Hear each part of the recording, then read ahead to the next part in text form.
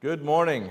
It is good to finally be with you all. And we're excited to be able to share with you kind of what's been happening this past year with Answering Macedonian Calls and our part in it. I will say at the beginning of this, some of this might be a little bit of a review as was reported on some of this before, but it might be new to some of you. And also we'll be using the word we a lot as we report about this. That includes all of us here as we are a part of this together. As Paul talks to the church in Philippi, the things that he was doing was for their support, was to their account, and likewise the same idea here. So if you see the we, you're included in it. This is a work obviously we're doing very much together, and we're excited to share with you what's been going on this past year. So as we get into just the different places, we're going to go through, chronologically where we've been. We did briefly report on this when we were here last time about the trip to Easter Island. So again, a work that we started in 2010 when we were in Paraguay. And so it's a work that we're continuing to do on that far-flung island. They're famous for their statues, as most of you know, and the culture there is Polynesian culture mixed with the Chilean culture as well. When we go over, we stop and always visit with the congregation there or some of the congregations there in Santiago, or so we're getting them involved in the work. They asked me to teach a class while I was there and get to know the brethren more that way. But one of the brethren, Raul, there beside me, went with me this last year to the island, and you'll see Uri, the young man on the other side, and his wife, Andrea. And you'll also see a lot of peace signs and thumbs up. That's just, they like doing that. I don't know why. That's just when a camera comes out. That's what they do. So you'll see that from time to time. But he's this couple's one of the main, they're kind of the main backbone of the congregation there. And we always meet with them most of the time get to meet with them every Sunday via Zoom and continue to have contact and teach and work with them even while we're separate. And you'll see Piki there, another member of the church. And while we're there, we just ask people if they want to study the Bible. And we set up times, and we do a lot of work around the dinner table. And that's just, if you study the Bible with people, there's a lot of battles that take place over our souls around the dinner table. And so we do a lot of that while we're there. And so we're there with this couple. And also with this lady, her name is, well, I don't know what her actual name is. She just goes by China. That's what everybody calls her. And so we asked if she wanted to study the Bible. And so we're going around to different people. Some of the contacts we know, we've been there enough that we have maintained relationships with various people, but this was a new contact studying with her. And again, this is us worshiping together. This is the church on Easter Island. And as we meet together to worship and study together. So that was Easter Island, and we also went to Matanzas, Cuba. And by the way, sorry, pause on the presentation. I meant to say earlier as well, we will have time for questions, things of that nature at the end. So if you have any questions, please keep those. Maybe write them down, but I want to answer your questions and keep you guys informed as much as possible. But Matanzas, Cuba was relatively new. I've been there a couple of times, and it's not one that we're going to keep going back to. This was something that, as we transitioned into Answering Macedonian Calls and being on the road, something we had scheduled on the books for last year. And we went with Brother Cash and Gary Dull there behind me. Unfortunately, they were going to be there the full time with me, but Brother Dull had some medical issues. He had to go back. I was there as their translator, so when he went back, it was unfortunate, but it was a little bit easier on me. I didn't have to do as much translating, so it was good. But this is Matanzas, Cuba. Going into Cuba is interesting in that you can't just go with a regular tourist visa and do what you want to do. You have to get a religious visa in order to go and actually preach and teach.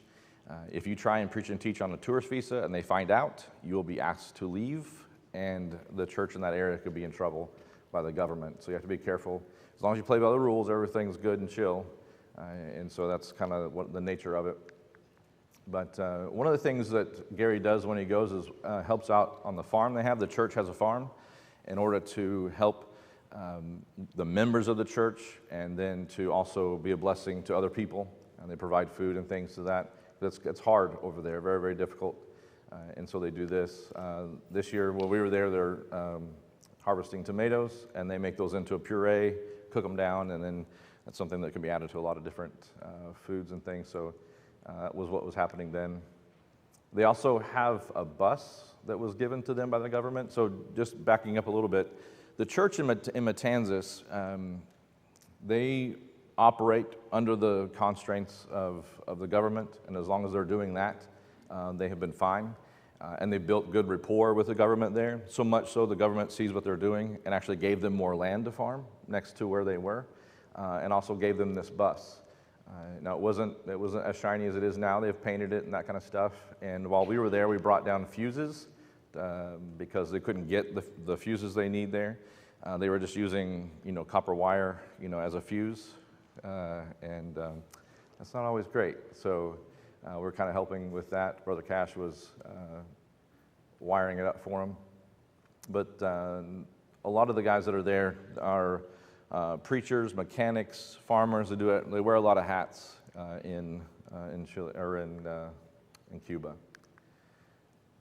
So after that, the guys went home, and I went out to Cologne. And Cologne is kind of dusty town outside Matanzas. Matanzas is a popular area, but Cologne is kind of off the beaten path for most people. And this is the building, or they worship, the house they worship in. In Cuba, you can't have a church building with a steeple and all that kind of stuff unless you had a building prior to the revolution and were able to get it back after the revolution. But anything now, any new church plants have to be a house church. You can't put signage up, and the most you can do is put a sign just inside the door on Sundays when you're there. That's about all you can do. But this is a couple that's working there, Orlando and his wife, Oslaida. And Orlando preaches and goes to 5 different places on Sunday. So they have a circuit riding concept for the churches because not everybody can afford to travel into town and be there. Although there are members of the church that walk for miles to come to church and worship with the saints. People who are well into age are walking miles to come and gather together. And so in some ways, they kind of put us to shame in that way with their, anyway. So it's encouraging to see their dedication to that. And so with Orlando, when I was there, we traveled around to the different groups and worshiped with them, taught class. So it was really encouraging to see all these different peoples and the communities around Cologne. They do try and get together every once in a while, but it's not very often. This is another group we were worshiping with. This is back inside that house. What you can't see is just off to one side is another door, and there's another room full of people. And so you're standing here at trying to preach, and you got a room here, and you got a room here, and so it's just the nature of things there. But really, really encouraging to worship with them. So another group we were with that Sunday. This is one of the farthest groups we go visit. But again, just meeting in people's homes there. So we had a Bible study with a family, and then another Bible study. This is the first contact with this family, and we actually had some baptisms from this Bible study. So people are receptive to the Word.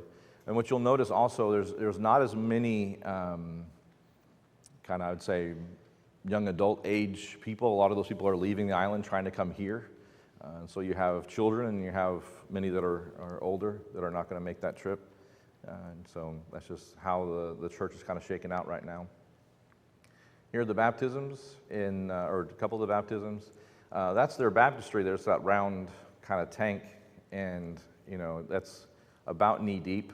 It took several days to get that filled up because water pressure wasn't really shiny. But we did have the Bible study afterwards.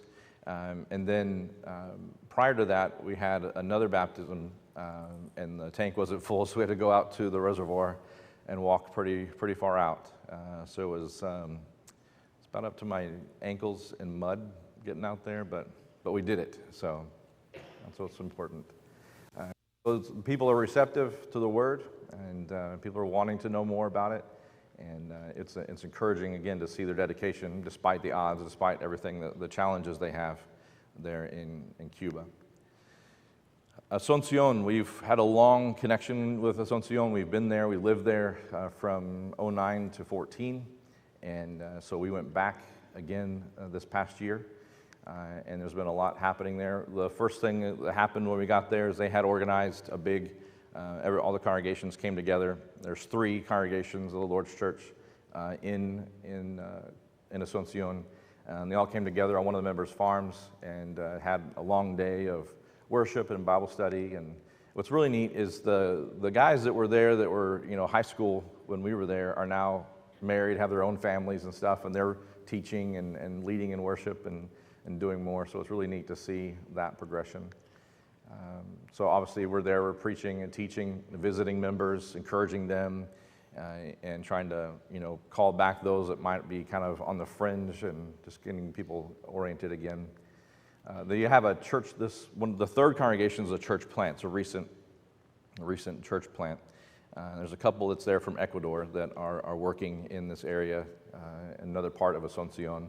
And Asuncion isn't huge by, South American city size. It's about, 1.5 million, about Palm Beach County population. And but you have cities in South America that are over 20 million people.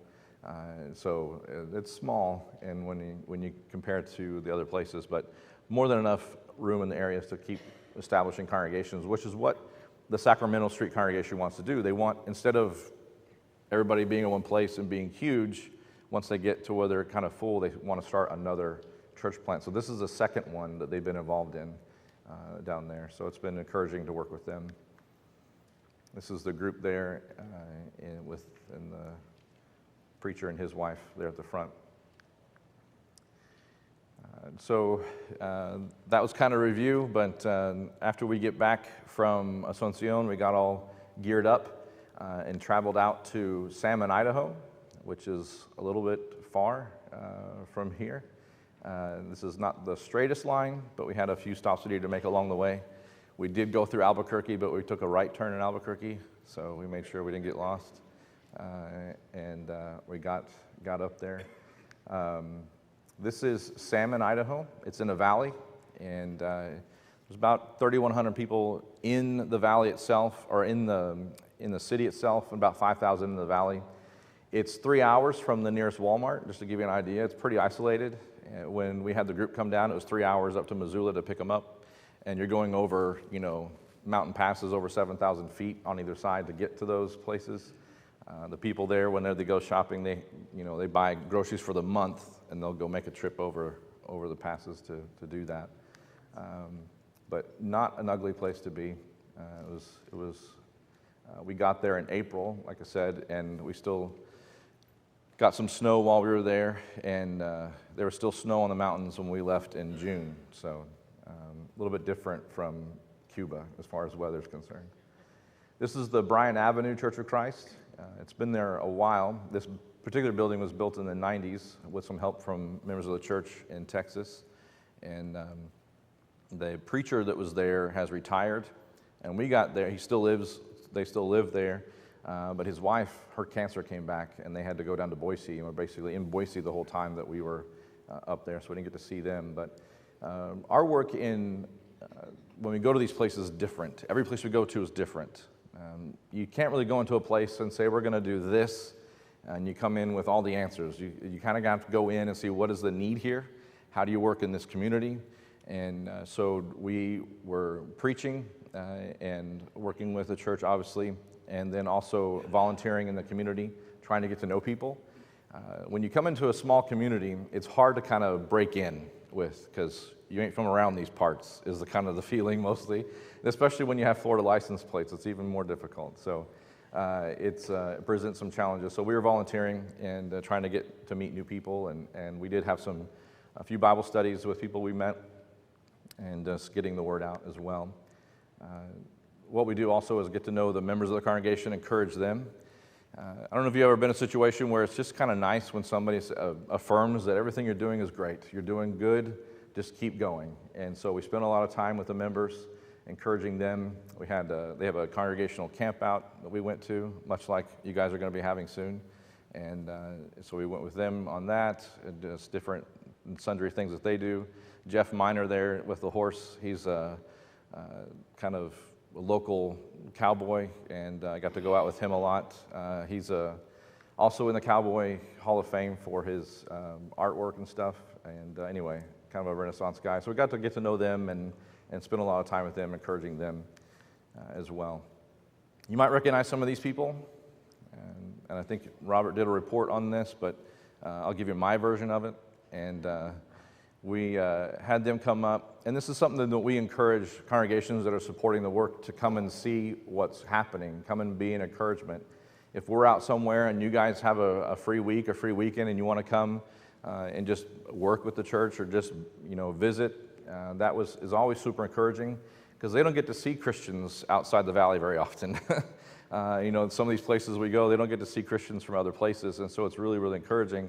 And what's been interesting is even when you go to these places, you find these connections that you have with each other. You know similar people, you know different congregations that are the same, and so that's kind of been interesting, finding those connections. So this motley crew came up, and we poured some concrete. So obviously snow's up there, and they have inclement weather. And for you who don't know snow very much, when you go to church on Sunday, your church-going shoes are not the best for snow, if you don't know that or not. But so some of the older members needed this sidewalk in order to be able to get into the building easier, and so we helped them with that.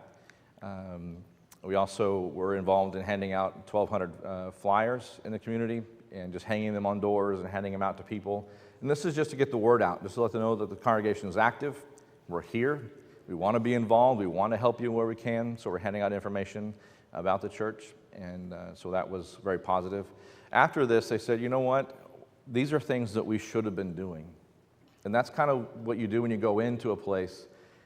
You encourage them. You see it can be done.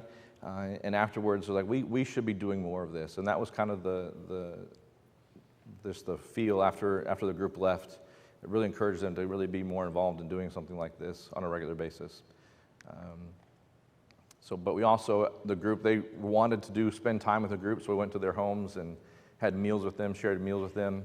They do an interesting thing. It's a smaller group, and people are traveling hours to come to services because the nearest congregation is 3 hours away. And so they're traveling for hours to get there. And so they have a potluck every Sunday. Every Sunday they have potluck. Some of you are like, wow, that's a lot of food. Wives are like, set the crock pot out, every Sunday. And but it also creates, a really close bond with everybody there. So here we are getting ready to pray for the potluck that day. There are a couple of guys in this room Salmon has a hamburger joint that's world famous in Idaho. And they have a hamburger that is 1 pound, a 1 pound hamburger, but not a like stack of quarter pounders. No, it's a 1 pound patty, and then you have a local bakery that makes the buns for it and everything. And there are a couple jokers in here that wanted to do a double 1 pound hamburger, and they ate it. And then people were taking pictures and everything. They got so anyway, it was quite the to-do in Salmon, Idaho that day. So here we are. We left on a Sunday, so we pulled into the parking lot. Preached, and then hit the road, making our way back down this way. But it's a lot of travel, and Kara's been. We've adjusted well to this life, and it's been going good. But ask for your continued prayers, because it's like Mad Max on the road some days. So we need all the prayers we can get. But we came down here to work with Central Florida. Again, that's something that's kind of a hangover as we transition out of that, and we'll be there this year as well. It'll be our last year at Central Florida Bible Camp. And just a shameless plug, we need people for Central Florida Bible Camp, and we need your help with those who would like to volunteer. It is it's a work where you spend a lot of time with the kids, but you don't realize how much of an impact, because you're there just trying to get them to make sure they dress right and are where they're supposed to be, and you're focused on those kind of things. But we actually did have a couple of baptisms from this week. But here's our travel down and getting all our camp merch on, and that's the Robert there with the kids leading singing, and we had about 120 kids and a couple of baptisms. So it is something that you can make an impact on a child's life. It's very, very important. So from there we go to Cherokee, North Carolina, and worked on the reservation there, or the eastern band of the Cherokee peoples, and just a lot shorter trip up that way. I will say I'd much rather prefer to haul a rig out west. The roads are very narrow up in the mountains there in North Carolina. But the church here has been there about since the 50s, I think is what they said. And they rent the property, they lease the property from the Cherokee peoples. They don't own it. And they've had help from other congregations to get it built, to maintain it, and that kind of stuff. So there's some other congregations in the area that are helping as well. And our job here was, again, to encourage and to get the word out the way we could. We were writing articles for the local newspaper and helping the members. There's a couple men that we were working with leadership, kind of helping them kind of step into some leadership roles. And so we're doing that. We also were working just cleaning things out. And ironically, we did more concrete work. I was not lead on this project. So if you do concrete work and you're like, that's not, I wasn't lead. But they needed this in there because we got a lot of rainwater up there, and again, it flooded the building, so we had to, this is one area they needed to kind of shore up some things. But the building itself needed cleaned out, and if you ever had a situation where you've, well, in this case, they get a lot of donations from people, and it's hard for them to say no. And sometimes you need somebody else from the outside coming in saying, no, we can get rid of this. So we hauled a lot of stuff off for them and helped them clean out the office and get things kind of organized. Also, they have a preacher's house there, parsonage house, and so we're kind of helping out with that also. I did find still in the wrapper a Windows 95 operating system, which was almost like, something for the museum. But they're like, do we need this? It's like, no, I think we can get rid of this. I think we're good. So anyway, so that's some of the work that we were doing while we were there, as well as teaching, obviously, and preaching and filling in. They do have guys coming from time to time, and we were kind of filling in where they had gaps.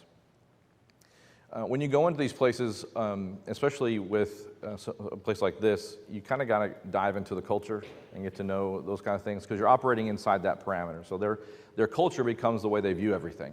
And so if you need to know about the culture in order to speak to them about certain things. And one of the things, they had like Cherokee Days, which was a week-long kind of celebration. And they have what they call stickball. And so they have 5 teams there in Cherokee, and then they have some teams come from Oklahoma, from the western band of the Cherokee peoples. And they come and compete in stickball. One of the men in the congregation actually is on one of the teams, the Hummingbirds. And they are not dainty.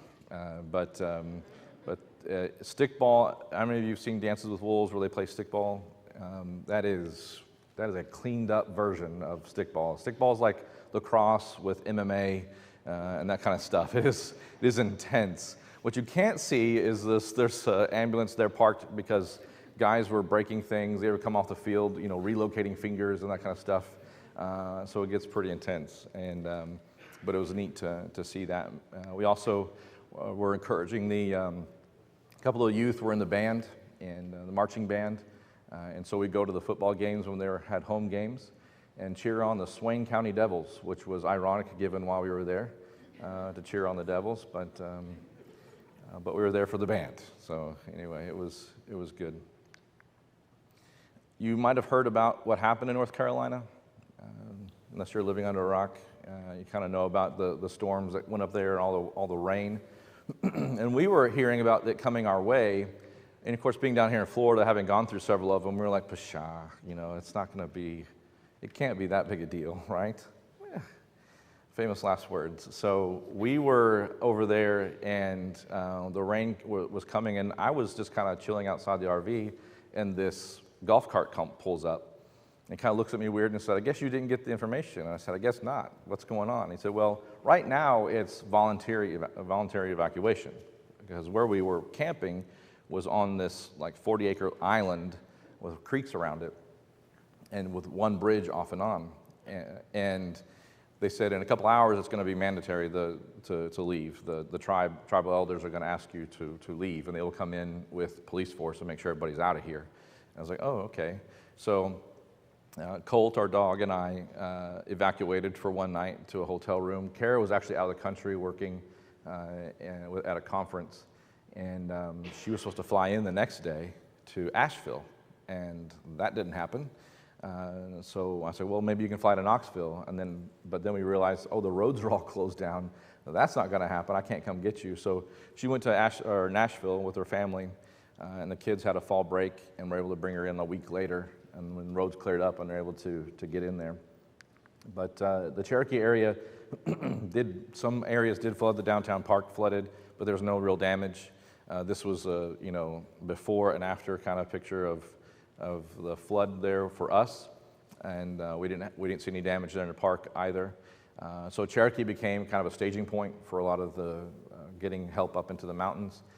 Even when we left, they were still flying telephone poles and stuff out by helicopters out into the mountains and getting those kind of things. So still a lot happening, and there will continue to be a lot happening.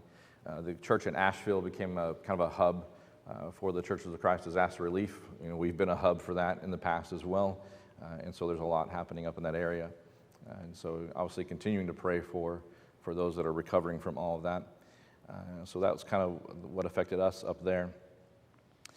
So we left after that and have been reporting to congregations and going around and sharing, doing kind of what we're doing today to a lot of the supporters in Kentucky and Texas and Arkansas and Alabama, and so we've been doing a lot of jumping around. But for this year, looking forward, we kind of have things planned out, at least right now on calendar, out till spring of 26.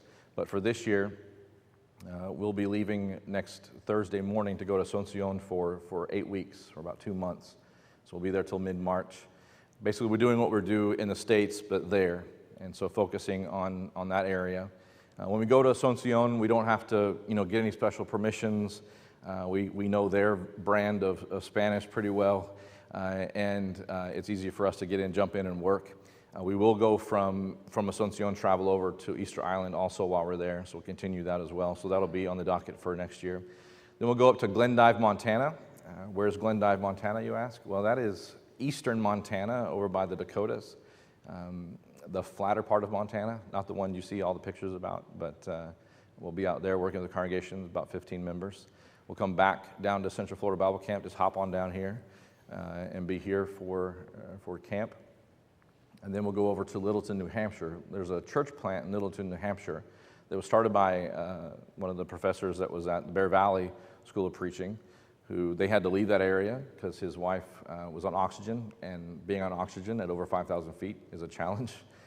And so they needed to move, and so they started this congregation in Littleton, and it's going well, so we'll be joining them in the fall, Lord willing, and then we'll be here with you all. If everything goes according to plan, which we know how plans can be, but we'll be here with you and get to stay a little bit longer and get to spend more time with you all. So that's the schedule for next year. Any questions, comments, anything? Yes, ma'am. I think it was Cuba. Mm-hmm. You said that they have like a lot of little house churches. Yes. You can't put up signs or anything, but the government was willing to assist. Yeah. What's the reasoning with that? Like the government's willing to help them, but is it like dangerous or is it illegal for them to? Well, that's a very good question. So the question is how do they get how is the government helping the church, and how do they make that connection there in order for them to do that? So the church plays by the rules, because you do have groups that are down there that try and do things that are against the rules. They get put in prison, and then they write letters to the church. Oh, we've been put in prison for doing the Lord's work, and then they start sending a bunch of money. So you have that kind of thing happening, but the church hasn't done that. The church also has created relationships with the different officials in the area. So we bring stuff down, and we don't know why we're bringing the random stuff down, but we bring random stuff down, and some of that stuff goes to different officials. Like there's one lady, her son, I don't know the medical condition, but he needed like calcium pills on a daily basis, and so we're bringing big bottles of calcium pills down, and she was instrumental in helping the church get the bus. And so they're doing good and trying to help people, and then they're being blessed because of it. The government saw what they were doing with the land and how they were trying to help people, and so the government opened up the children's homes to them to visit. No other church, no other religious group in the Matanzas area is allowed to go to the children's home, just the Lord's church. And so we were there on one occasion helping deliver food to the children's home. We took it into their pantry area, and there was no other food in the pantry other than what we had brought them. So the church is doing great. And there's a lot of congregations in Cuba, and the church is doing really well. And so that's kind of how the government's seeing what the church is doing and allows them to work and do that. So it's been a blessing.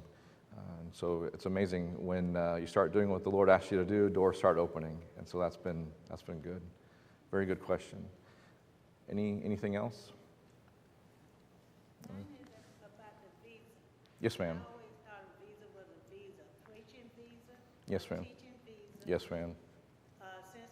Since so many people want to make money off everything, Mhm. they charge you different for that type of visa. The different visas, as far as the religious visa and the tourist visa, it's about the same price. You just have a different process and different paperwork. So in Cuba, they have, the government requires that they have a president of every religious body, and then that there are representatives in all the states in Cuba. And so we have to work through them to get the right paperwork, and they make sure it's all taken care of so that when we get there, all the government officials that are supposed to know that we're there know, and there's no question why these gringos are showing up. You know, they're not CIA spies or anything like that. Everything's There's people that why you in the country. exactly, yes, ma'am. Why we're there, what we're doing, and that kind of stuff, and making sure that that's happening. And so that's a very good question. Yeah, so that's kind of the process of doing that. Any other questions? All right. You guys are, very well informed, I think, more than most, so I didn't expect there'd be a ton of questions. But we do, like I said, try and keep you guys as informed as possible. We have a website if you wanted to hop on our website, and if you aren't getting our bulletin, I think that is sent out through the congregation, but if you want to get it like right when it comes out, you can sign up on our website for our email that we send out monthly. You can go back and look at our past emails as well, and how we've keeping everybody informed about what's happening. We do have things on Instagram and Facebook if you're into that kind of thing, and we post tidbits here and there about what's going on throughout the month also. So it's a way of staying informed of what's going on, what's happening with the work on a regular basis. All right. So there's no more questions or anything. We'll have some time here for a short Bible study, I think. Yes, here we go. When we have our Wednesday night prayers and we have prayer requests, we learn a lot about each other, right? I think I've learned more about medical things through, prayer requests than any other thing. So we pray a lot, but that's not anything new. It was the church was doing it obviously early on. And Paul in his letters had several prayer requests. We're going to look at some of his prayer requests this morning. If we look over in Ephesians, let's turn with me over there. Or, open your app to Ephesians.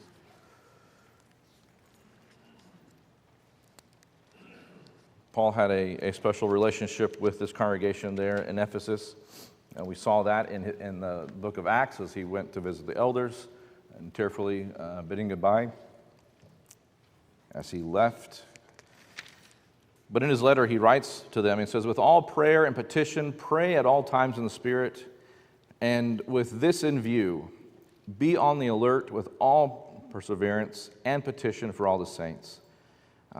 So this idea of being alert in prayer, and we'll see it again later on, but pray on my behalf, that utterance may be given to me in the opening of my mouth to make known with boldness the mystery of the gospel, for which I am an ambassador in chains, that in proclaiming it I may speak boldly as I ought to speak. When we think about Paul, we would not assume that he would ever lack boldness. You feel like you kind of get to know Paul's personality when you read through his letters and you read through Acts and you see the things he was doing, people he was working with. You would think that this would be something that he never lacked boldness. But here to this church, he's asking specifically for boldness. And while he's in chains, we think about Paul and maybe he's always on, that way. But he had days, I imagine, like any of us, where you maybe lack boldness. And so in this way, he's praying for them to help him in his boldness.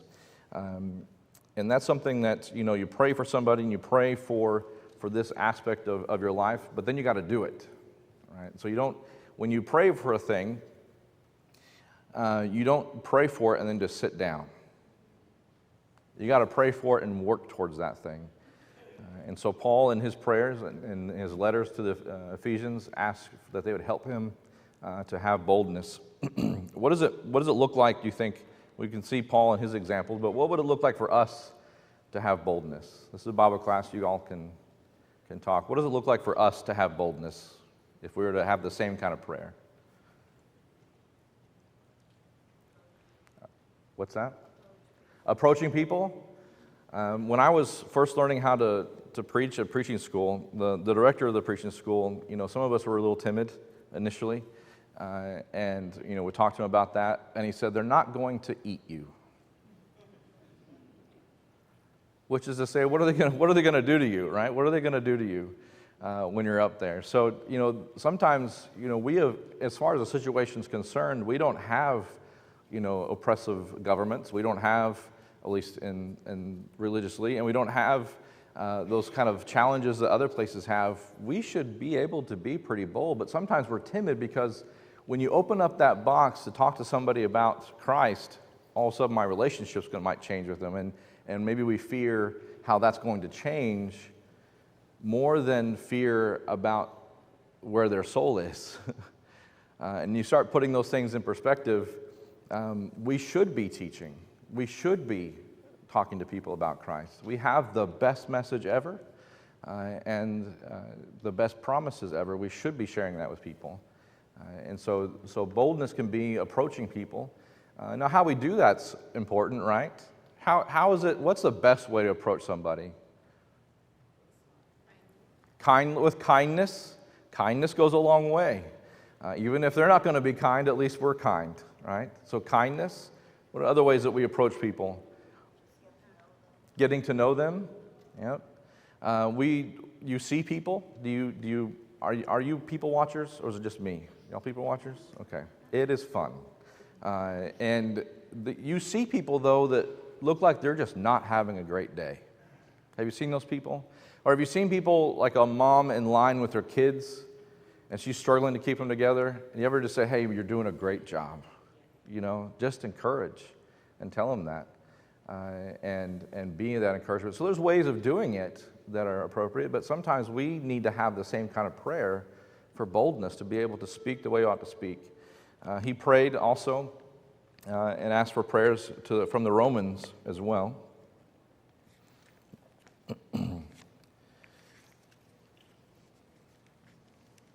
Romans chapter 15. He says, now I urge you, brethren, by our Lord Jesus Christ and by the love of the Spirit, to strive together with me in your prayers to God for me. Are we striving in prayer? Maybe we're habitual prayers. Maybe we're stuck in saying the same kind of things. But have we ever striven in prayer and strive in prayer and asking God? That's a neat word he uses here with this. To strive together with me in your prayers. And several things. That I may be rescued from those who are disobedient in Judea.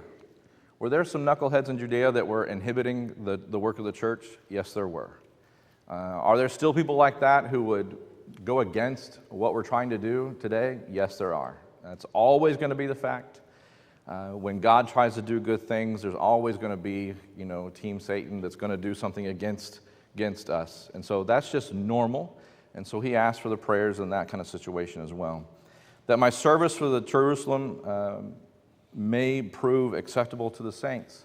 I want to know, I want to be able to do what I'm doing in Jerusalem and make sure it's the right way, I'm doing it the right way, and it's acceptable to them. You can go in and work with a group, and you can do right things, but do it the wrong way. Do you understand what I'm saying? You can go in and do right things, but do it the wrong way and not turn out maybe the way. So he's asking to make sure that we're doing things the way we're supposed to, that is acceptable to the saints. And so I may come to you in joy by the will of God and find refreshing rest. When we look at Paul and what he's doing, there's obviously a need that he had to recharge himself. You don't just go through all these things. You're getting stoned in places and shipwrecked and all those kind of adversities that are happening, and you just pop up like a jack in a box and like everything's fine, like, right? No, he had to have some time of refreshing, and so he's praying that when he comes to the church in Rome that he'll find that time of refreshing. And we need to have that also. I don't know for you where your refreshing place is, but maybe you have a place connected with that. Maybe you get home and you kick off your shoes like, I made it. I made it home. I survived another day, right? And you can kind of refresh.